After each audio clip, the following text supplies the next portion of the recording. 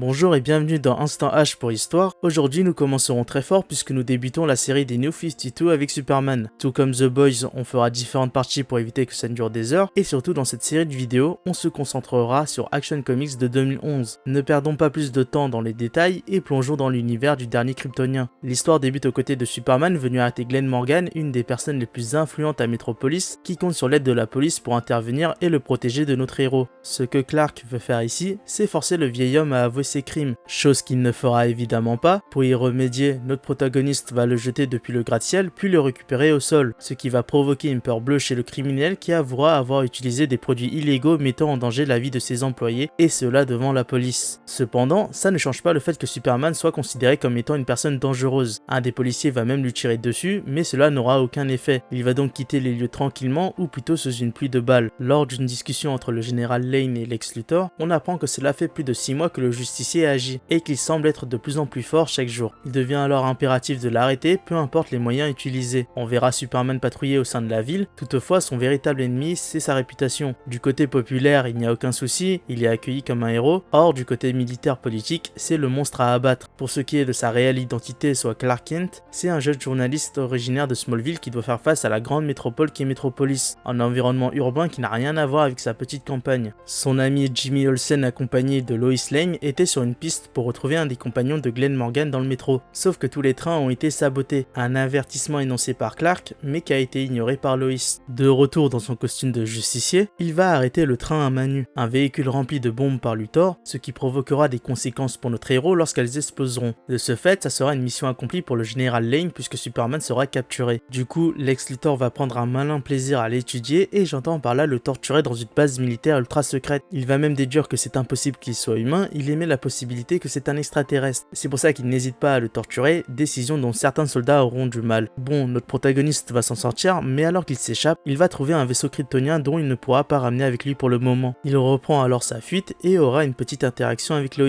Pour ce qui est des origines du kryptonien, sur Krypton alors qu'il était encore un bambin, une sorte de virus informatique avait infecté les machines pour ordonner la destruction de toute forme de vie. Les parents de Kal-El ont voulu s'échapper par la zone fantôme, la seule destination où ils pouvaient y aller à 4. Mais c'est aussi le pire endroit puisque tous les plus grands criminels y sont enfermés. La seule solution, c'est un vaisseau conçu par le couple pour une seule personne, et ça sera Kal-El. C'est comme ça qu'il s'échappera de la destruction de Krypton, puis il sera accueilli par les Kent qui le trouveront dans une ferme. Si on revient sur Terre, Clark va subir une perquisition de la police qui est à la recherche de preuves. Sachant qu'il est journaliste et qu'il a écrit sur la véritable nature de Glenn Morgan, ce dernier a été relâché de la prison et a réussi à faire en sorte que tout ce qui s'est passé vient de Superman, un alien envahisseur à la conquête du monde. Et problème supplémentaire, Glenn Morgan est à la tête du Daily Planet, soit le plus gros journal de la ville. Du coup, avec un jeu d'influence, Superman n'est plus le justicier bienveillant mais le monstre qui ravage tout dans l'opinion populaire. En plus de ça, l'armée a un prototype de robot porté par un militaire qui se comporte comme celui qui avait envahi Krypton. Et ça ne se termine pas là puisque d'autres machines semblent agir pour l'extinction de l'humanité. Malgré tous les comportements haineux envers Superman, le justicier intervient mais les envahisseurs semblent prendre le dessus. Pour ce qui est de John Corben, le militaire qui porte l'armure de combat, il semble agir pour le collectionneur de monde et souhaite retrouver Superman sur lequel il prend le dessus en le faisant voltiger partout dans la ville. Notre justicier est sauvé par celui qui a construit l'armure, Dr. Iron, qui arrive à sauver John puisqu'il connaît les failles et les points faibles de sa fabrication. La ville semble être tombée sous les mains des extraterrestres qui indiquent que dans moins d'une heure, la collection sera complète et irréversible. Il y a une sorte de bulle géante qui recouvre toute la ville. On peut donc imaginer la même situation que celle de Krypton. D'ailleurs, le général Lane aura le culot de demander à Superman de sauver sa fille restée en ville, mais cet événement est aussi le début de l'ère des super-héros. À partir de maintenant, ce que je vais vous résumer va être très technique. L'armée anti-Superman a remonté le temps pour voler le moteur en kryptonite de la fusée cachée dans la forteresse de Solitude. Superman et la Légion des super-héros ont tenté d'empêcher ce vol, mais c'est trop tard. Sans ce moteur, la Terre est condamnée à mourir. En ce qui concerne l'objet, il y a des composants qui sont susceptibles de blesser, voire de tuer Clark. En plus, le moteur sera vendu lors d'enchères secrètes en différents morceaux. Le vendeur le fait à condition que ceux qui le reçoivent fassent une tâche à son nom. Ainsi, ce Superman vient de 5 ans dans le futur avec la Légion. Leur mission était d'empêcher ce vol, ce qui est raté, et en conséquence, la Terre est condamnée à cause de l'IA du collectionneur. Donc la priorité est de réparer ce paradoxe, puis de rétablir l'alimentation de la fusée. Ils parviennent à faire fonctionner la bulle du temps, mais ils sont soudainement attaqués par Eric Draken, un homme qui peut évoluer et dévoluer son matériel génétique à volonté. Après l'avoir très vite neutralisé, la télépathie de Saturn Woman permet de déterminer que l'armée anti-Superman se cache à l'endroit où personne ne la chercherait, dans le cerveau de de Superman. À un moment donné dans son passé, Nimrod le chasseur avait utilisé un fusil de téléportation pour tirer une boulette de plomb microscopique remplie d'espace tesseract dans le cerveau de Superman. Si elle veut localiser ce plomb, Saturn Woman devra avoir accès à la mémoire de ce dernier. Du coup, les 3 membres de la Légion vont s'infiltrer dans les souvenirs de Clark et vont retrouver ses enchères dans lequel un combat démarre avec l'armée anti-Superman. Malheureusement, pendant la lutte, les ennemis vont s'enfuir et la kryptonite va s'éclater et se disperser dans tout le cerveau de notre héros. Sur le satellite, Superman va succomber à l'empoisonnement, mais il réalisera petit à petit qu'il peut alimenter la fusée grâce aux radiations de la kryptonite à l'intérieur de son cerveau. Donc, mission accomplie, les légionnaires reprennent Superman avant que celui du présent arrive pour retourner dans le futur. Revenons avec notre justicier qui aperçoit dans le ciel que le vaisseau extraterrestre est en train de s'enfuir. Il va alors utiliser sa super vitesse pour bondir jusqu'à celui-ci, mais l'appareil semble être très intelligent puisqu'il envoie de grandes tentacules métalliques pour le soumettre à des chocs électriques, le rendant inconscient et le traînant à l'intérieur. Les robots automates tentent de le sceller et de le préserver comme ils l'ont fait pour de nombreux autres objets importants provenant d'autres mondes. En tant que dernier kryptonien, Superman est un sacré trophée. Heureusement, il parvient à leur échapper. Entendant une émission de radio d'une station de Metropolis provenant de quelque part dans le vaisseau, Superman essaie de remonter jusqu'à l'emplacement de la ville volée. Il entre dans une pièce remplie d'artefacts et de villes rétrécies pour tenir dans des capsules spéciales. Il reconnaît l'une des cités comme étant celle qu'il a vue en rêve et il est brièvement envahi par le souvenir d'un homme qu'il a appelé Kal-El. Il découvre également une armure qui lui semble familière. En ce qui concerne Lois, elle aperçoit Lex Luthor et l'accuse d'être dans le coup. Ce dernier fait remarquer que le collectionneur a fait mention de la lentille des étoiles naines, une expression concernant les travaux secrets du docteur Ray Palmer. Lex comprend alors qu'ils ont dû être miniaturisés. Soudain, ils sont attaqués par ce qui semble être des araignées géantes robotisées et se dispersent puis comprennent petit à petit qu'ils sont piégés dans une prison de verre. En plus, un Superman géant veille sur eux. En observant la ville, le justicier est soulagé de voir les habitants en vie, puis questionne le kidnappeur sur ses intentions. La voix robotique lui répond qu'ils sont la colonie du collectionneur de mondes. Il est aussi connu sous le nom de Brainiac 1.0. Il ne lui reste plus que Kal-El et la fusée pour que sa collection de kryptoniens soit complète. En guise de test, Brainiac le met au défi de choisir entre son monde natal ou la maison où il a été adopté. Il coupera le système de survie des 2 villes, puis Clark n'aura que 15 minutes pour faire un choix. Ne voulant pas jouer à ce petit jeu, il fracasse la vitre contenant le costume kryptonien indestructible, l'enfile et défie Brainiac. Au contact de sa peau, le costume passe du blanc au bleu et les armoiries de sa famille s'affichent sur sa poitrine. Le collectionneur se montre et l'avertit afin de rejoindre sa collection ou de mourir. Le combat est alors très serré, Superman se fait voltiger et en conséquence, cela détruit certaines villes de la collection. Brainiac lui fait comprendre petit à petit que ces villes sont d'une haute importance et que la Terre est la 205e sur 333 de la liste de la multitude. Au même moment, le justicier récupère la fusée dans la ville miniaturisée puis lui lance en pleine tête, ce qui a pour effet de l'enfermer dans une sorte de cristal indestructible. Exténué par cette victoire, le justicier parvient à commander l'IA du vaisseau pour rétablir Metropolis à sa place sur Terre. Chose aussitôt faite, le monde va être très différent maintenant que Superman les a sauvés. Un peu plus tard, le rédacteur en chef de Clark lui raconte qu'il a rencontré ses parents lorsqu'il était journaliste à Smallville. Il pense qu'ils auraient été fiers de lui, tout comme il est lui-même fier de la persévérance de Clark à faire tomber l'Empire Glenn Morgan avec ses articles percutants. Il ajoute même qu'il doit à tout prix accepter l'offre d'emploi du Daily Planet. Ailleurs, le général Lane découvre que John Corben ne peut pas être séparé de la combinaison. Il n'a plus de cœur, mais ça le maintient en vie. Bien qu'il ne sache pas pour combien de temps, le général demande que Corben reçoive les meilleurs soins possibles car il est convaincu que ses actions ont contribué à sauver le monde. Le lendemain, Superman reçoit la clé de la ville des mains du maire. Devant la presse rassemblée, il explique que le costume qu'il porte maintenant vient de sa planète natale, Krypton, et qu'il est un véritable extraterrestre. Il a été envoyé de sa planète alors qu'il n'était qu'un bébé, mais la chose la plus importante à retenir de son arrivée est que les humains ne sont pas seuls dans l'univers. Il promet qu'il est toujours là pour aider ceux qui ne peuvent pas s'aider eux-mêmes et pour améliorer les choses. Clark retourne à Smallville pour se rendre sur les tombes de ses parents. Il explique qu'il réalise après tout qu'il y a une place pour lui dans ce monde. Il répond à un besoin avec ses pouvoirs spéciaux et maintenant il y a d'autres comme lui qui se réveillent dans le monde. Ensuite, il enfile son nouveau costume et s'envole dans l'espace. Il arrive sur le vaisseau du collectionneur qui lui sert de base depuis que sa technologie kryptonienne a pris le contrôle du système Brainiac. De là, il peut surveiller le monde entier. Sur l'île aux dinosaures, un mystérieux nain tente de convaincre un chasseur, Maxime Zarov, qu'il reste une chose qu'il n'a pas tué, un homme à l'épreuve des balles. En abattant un T-Rex d'une balle dans la tête, Zarov fait remarquer que l'épreuve des balles n'existe pas. Voilà comment se termine cette première partie sur les aventures de Superman des New 52. Je vais vous donner un avis très bref pour conclure cette vidéo. Déjà, ce n'est pas le Superman que l'on connaît. C'est vraiment les débuts où il doit gagner la confiance des habitants, ce qui peut être intéressant, mais pour moi, je vous avoue que la partie avec le Superman du futur, c'est un peu compliqué. Je vous invite fortement à le lire si ça vous intrigue, puisqu'on a tout le passé de Clark. C'est très touchant et c'est assez difficile à résumer. De ce fait, c'est une partie partie que j'ai sautée puisqu'à la base je n'avais pas compris. J'ai dû lire des résumés par-ci par-là et si vous lisez les comics,